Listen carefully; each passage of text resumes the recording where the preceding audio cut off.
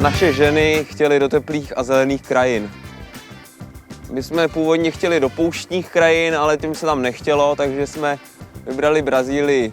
A vlastně první cestu, nebo stěnu, která se vybrala, tak se vybrala tak, že si sedli Fido s Ondrou ke Google, protože tam projelo auto od Google a vybrali jedinou stěnu, která vypadala převisle. To bude na mačetu určitě. Bude, no. Já ti říkám, že dneska možná budeme rádi, když uděláme jednu dýmku. Okay, go. Pojď. Varianta jedné cesty. První dílka štant v buši, vole. Potom sokol nebo komín, vole, to nevím, co to bude. Tam budou určitě tarantule. Na konci sokola travers doprava v plotně přes kaktusy. Tady už tady nějaká expedice byla. Nevím, či se jim nezadařilo.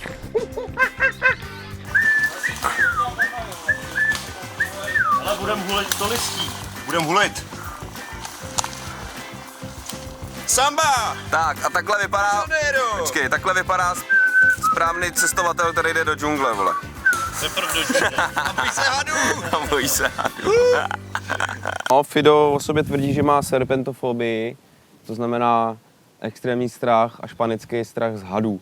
Já si myslím, že to Fido jenom hraje, to, že se to bojí má hadů. tak nějak namixovaný dohromady. Já si myslím, já si myslím, že Fido má hady rád, ale prostě chtěl nám to udělat zábavný.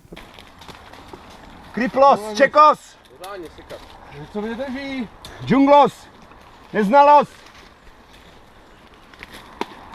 Cesta název do Pičos, Džungelos, Čekos. Pičos, ještěrkos! Pepu žere velká anakonda.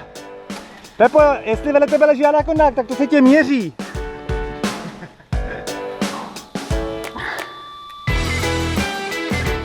Teď jak hovado.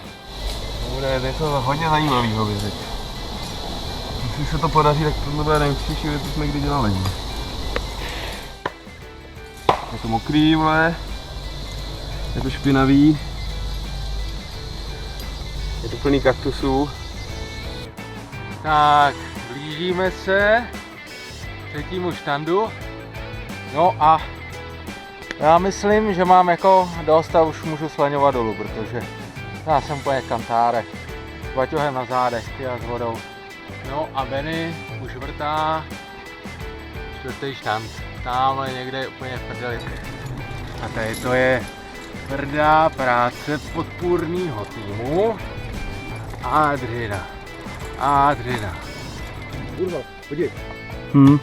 No, tak asi to drží, Benny říkal, že to drží.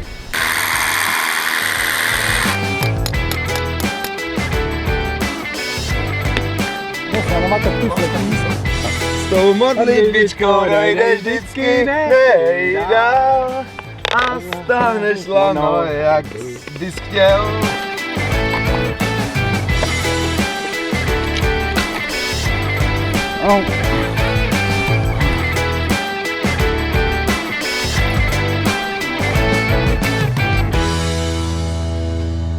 Takže tady mám takovýhle ruce. Mačety, hele. Hladový, žíznivý.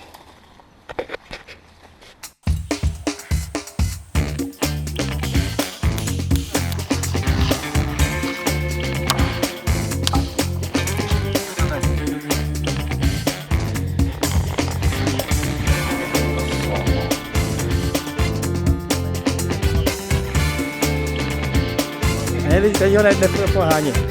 Mám dělat. Čau, dneska je třetí den ve stěně, je to tu pecka. Nejdřív musíte prolízt od silnice touhle džunglí, potom vyžímarujete tady nějakých 60 metrů s batohama plnýma věcí, je to na prd. Máme tady Fido, nemá ani přilbu metodicky. Bacha.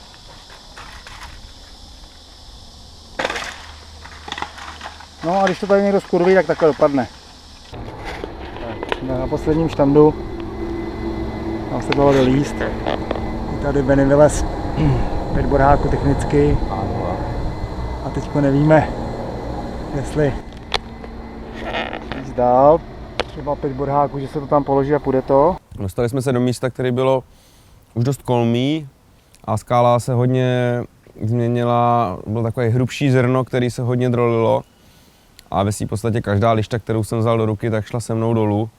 A takže tam to bylo jasný, že pokud bychom chtěli postupovat dál, třeba o dalších 50 metrů dál, kde by se to trošku už položilo, kde by se dalo líst víc volně, tak bychom museli začít nejtovat a líst to technicky. Já prostě jsem volný lezec, já nechci hákovat, no. Takhle jsem tam dal 3 háky, hák z háku, jakože s vidinou toho, že to pak třeba půjde volně vylíst. Takže jsme se rozhodli, že se na to vyprdneme, protože nikdo z nás tam nechtěl tímhletím stylem prostupovat takovou úžasnou stěnu, jako se tam vyhákovat po nejtech s vrtačkou, to umí udělat každý, že jo. Prostě místo plný banánů, melounů, kafe, mang a vendra. Adios, amigos. Když jsme seděli v kempu a přemýšleli nad tím, co dál, tak jsme si řekli, že to máme docela blízko tady nad sebe. Už jsme měli větší zkušenosti, jak ten směr by měl vypadat, takže jsme si vybrali vlastně to Pedro Cara, která byla trošku víc to leželo a věděli jsme, že tam jsme schopni i ve špatné skále se pohybovat volně. No my jsme seděli přece v plantáži banánů a kávy a říkali jsme kaktus, kaktus, hnus, kaktus, rejbas. Zelenina, kaktus, šrot, kaktus, strom, šrot. Bylo to prostě nad kempem, už nás nebavilo chodit 2 hodiny nástup v uších s mačetou a... Do druhého, nakonec z druhého kouta to půjde. Na druhého kouta Pak to těžko půjde. říct, co ta dílka nahoru do toho začátku třetího koutu. Aha. Tam prostě jsou akorát nejistý 2 dílky, no. Ty vole, jsme na Copacabáně, ty vole. Tak tamhle tudyma polezem, vole.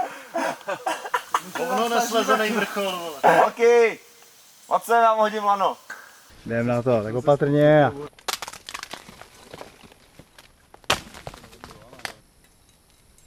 Pomalu, hezky se tam postav, domácni. Vlastně ten rozdíl mezi výstupem tady a v Brazílii je takovej, asi zásadní rozdíl, že teď sedím na vrtáváku, takže mám volné ruce a pokud si dám práci s tím, abych ho tam dal dobře, tak by mi neměl vypadnout. Ale to prostě při výstupu v horách nejde, tam je to tvrdá skála a tam takovýhle morek prostě nejde zatlouct, nebo by šel, ale trvalo by to hrozně dlouho, jo. A jelikož ta cesta, kterou jsme dělali, Obrigado Amigos, Pankasů, je hodně rajbasová a háčky tam nejdou dát, abych mohl vrtat takhle přímo z háčku, tak se tam dělalo to, že jsme v podstatě vrtali z lezecké pozice, což je hodně nepříjemné. Stát v rajbase úplně na tření, teple, kdy se nám roztejkají lezečky a vytahovat si vrtačku. To stačí, že jste jenom 2-3 metry nad hákem a ta rašple, která tam byla a z ní vlastně vytahovat vrtačku a pak všechno dělat z lezecké pozice, zavrtávat, dát tam nejít a teprve pak se cvaknout.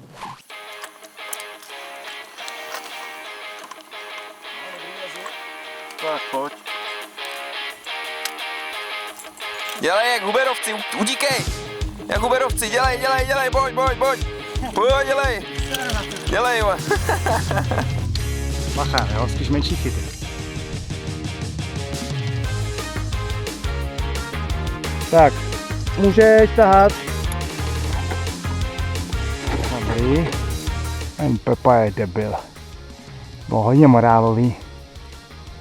Rozřechtaný, nic nedrží. 1, 2, 3, 4, 5, 6, 7 jištění má. Z toho drželo tak 3, 2 možná.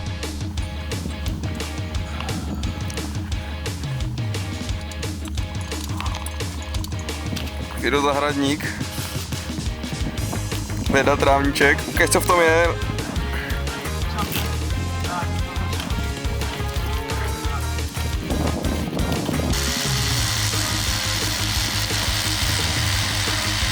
A vlastně ty největší obtíže tam jsou v tom, že je to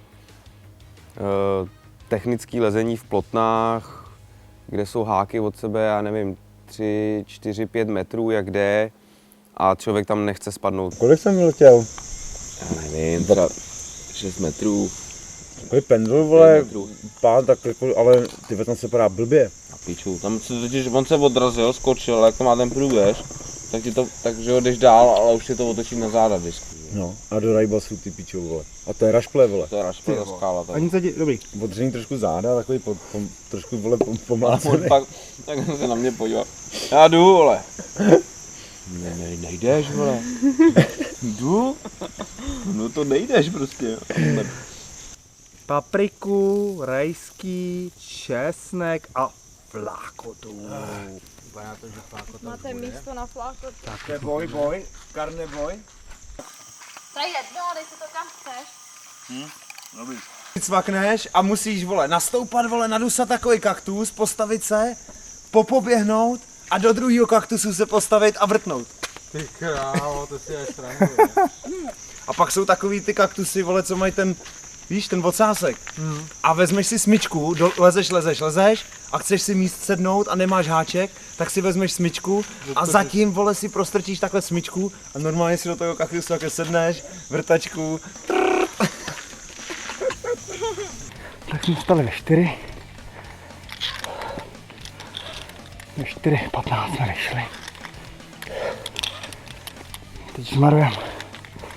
Ale furt tak mírně jako pokapává.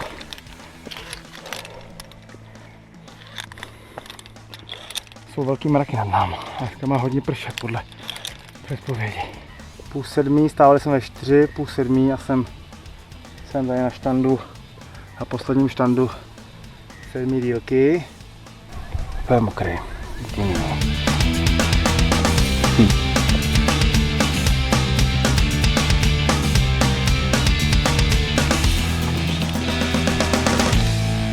Pane kolego, jdeme do toho. 350 metrů leží marování. Jo, a trošku vlhký terén teďka, když na to padá ten bordel, ale to už musí jít. Tak, Pepa začíná 8. dílku.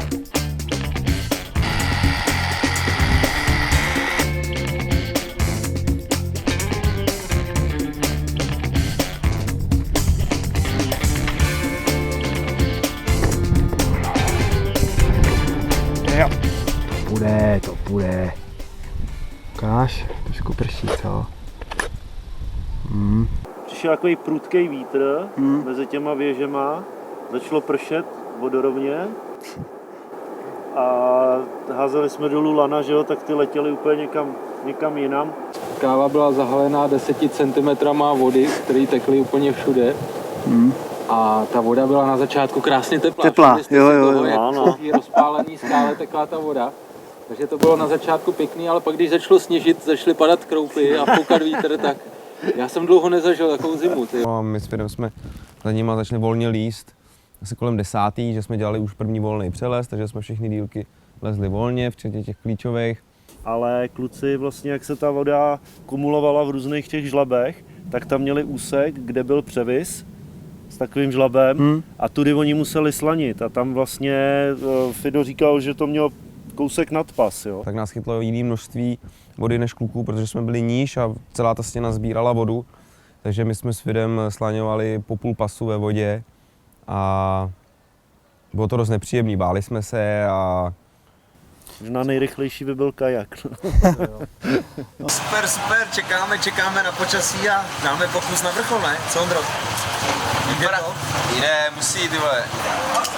Vrchol musí být dobyt, to je jasný.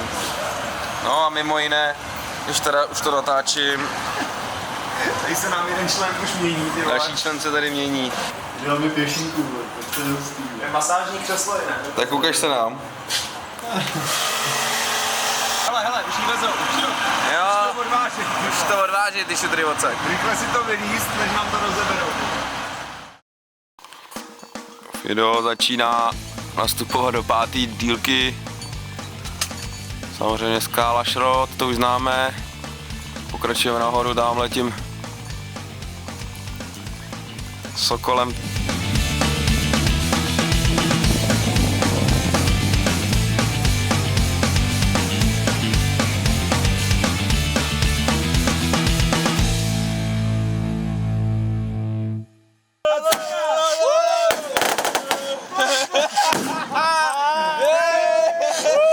Amigos!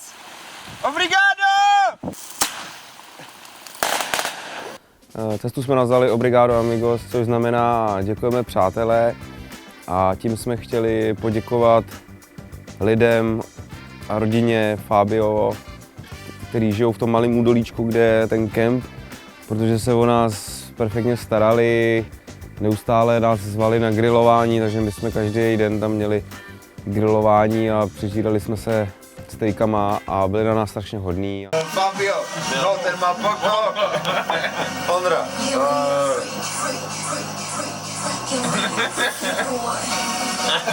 Tak jaký je lepší?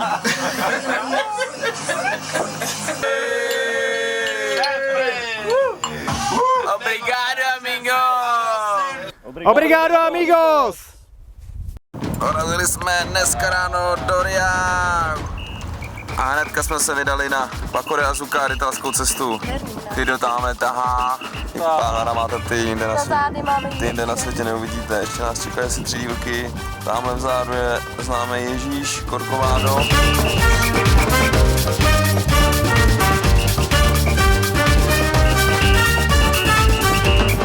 Řekni mi, jaký to je mít nateklý nohy v lezečkách. Řekni to. Nejhorší. Popiš Vždycky jsem se bála víc rýlek výšky, ale dneska mi je to úplně jedno. Dneska řeším jenom to, že mě bolí palce u nohou, ale strašně. To je jako kdybych se položila na rozpálenou pánvičku. Strašně, jo. Už Takže- nechci, už se tam chci být a už chci být v moři. Jednu dílku a dáme si za odměnu nahoru něco dobrýho, až Na tam budou. ruka třeba. Jo? Tak jo. Jo. Dobrý.